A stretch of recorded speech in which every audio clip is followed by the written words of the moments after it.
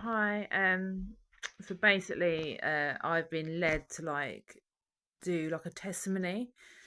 Um, I know there's been like a massive like Brighton revival thing going on where like people are being saved by like the street preacher Ollie and Jesse, and there's like a massive like revival thing going on in Brighton at the minute. But even like to do something like this just is not me at all. Like it actually makes me cringe a little bit, like filming myself saying this, but I don't know, just something in me just I just feel led to sort of give my testimony. Um so yeah, so basically my little brief testimony, and hopefully other people will follow. I know there's a few other people that would like to obviously give their testimonies. Um but yeah, so my testimony is basically, as a child, like I was never a Christian. I wasn't really brought up in Christian family. I was fully in sin, like drinking, even as a teenager, drinking alcohol probably every weekend. Like it was like normalized.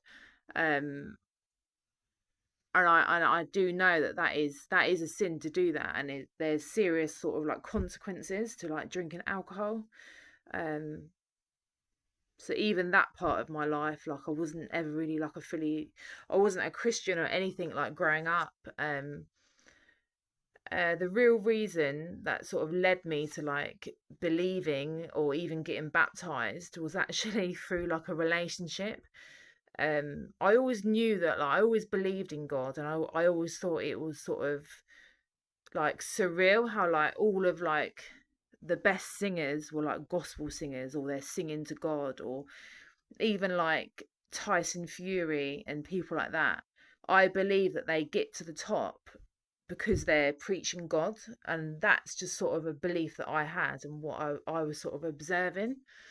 Um, so that was always in the back of my mind, and then the real reason that made me fully see like my spiritual lenses were fully off, was when I had a relationship with, well, it was actually the father of my kids. Obviously I'm not going to mention names or anything, but yeah, this guy like really unraveled my eyes. What I saw in him was almost like demonic. He was just completely like off his head. um and I've seen like other preachers saying that like when you're on drugs, you're really opening up like yourself to like demonic um energies, and you're welcoming like badness. And I sort of lived with a guy that was like that for many years. And what I saw just wasn't normal. Like he was just completely off his head. Hearing things, seeing things, talking to himself in the mirror, smashing my windows through.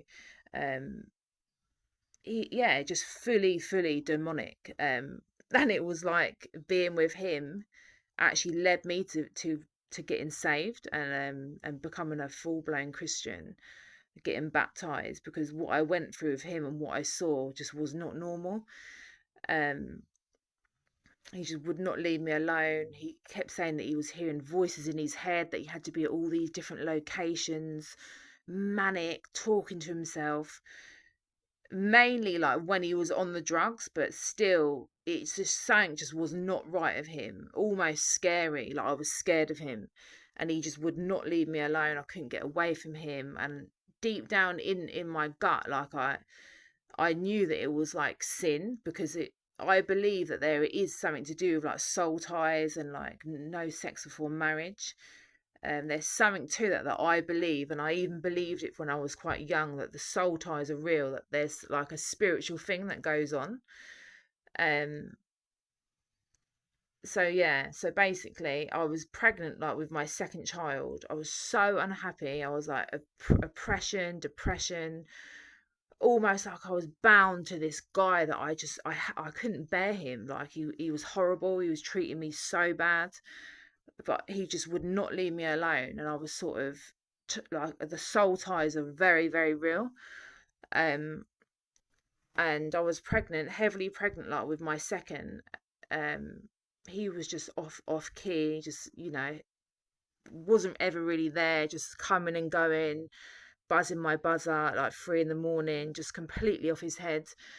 One night I just fell onto my knees when I was pregnant. I was so depressed, more like oppression, really, just dealing with him. I just couldn't get rid of him. I just fell onto my knees in bed and I was like crying, like sobbing, crying my eyes out, heavily pregnant. And I just cried out like, God, Jesus, like if you are actually real, like please, please, like remove this man. Like I can't do it. Please just prove to me that this is like sobbing, crying. Um, Reveal to me that you are real. By removing this man from my life, just fully take him out of my life. I don't want to be with him. Like it's not fair on the babies. Begging for like forgiveness and everything. And literally that same week he never ever ever came back. And this had been going on for like, I think like nearly 7 years, 6 or 7 years. And the very week that I cried out, like my whole heart and soul, crying, pregnant, crying out to Jesus, yeah, God, if you are really with me, if you're watching over me, remove this man from my life. And he never ever ever ever came back. Like from that very week he never ever came back, and that was the beginning of knowing that God is real. Like this stuff is real. Because you can't deny that, you can't like explain that. So my faith was really strong at this point. And then I ended up, I remember listening to another girl who had gone through similar, and she got baptized, and it was just in my head to do it because I believed at this point.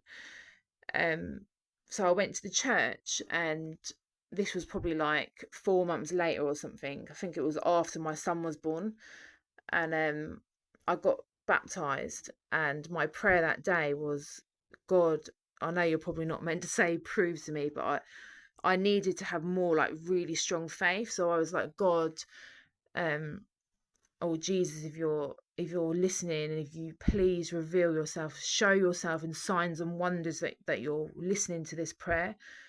Because I still didn't feel safe because he knew where I lived. And then I prayed in the church the very day and donated money. And I prayed, like, if you're watching over me, give me a new location where I'm safe, where this man will never be able to find me. And the very same month that I said that prayer, I had a phone call, and it was from the council saying that they were locating me to a new location. But it was just weird that it was I think it was even like the following week or like 2 weeks later.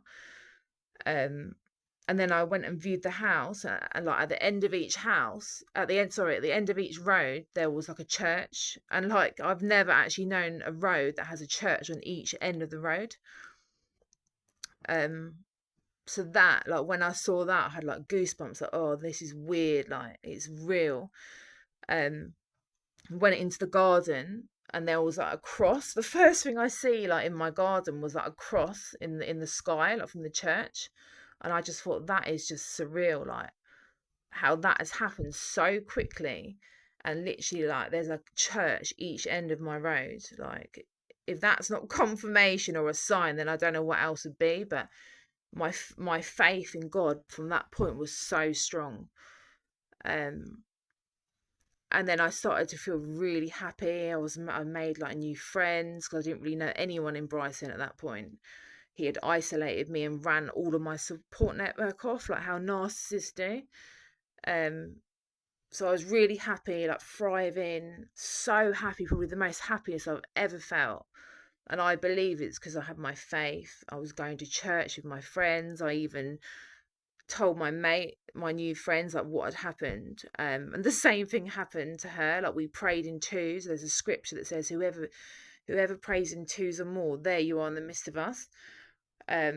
She was sort of going through the same thing with another like narcissistic guy that just would not leave her alone. Literally went into the church, prayed the same prayer in twos, And honestly, that week, the same thing happened. He had been tormenting her for like 5 years. The very same, very week that we both prayed that prayer, like holding hands in the church, the same thing happened. He vanished. He never, ever, ever, ever came back. Um, and then I could go on like loads of stuff. Every single time you pray in twos, it happens, and it happens like almost instantly. Um,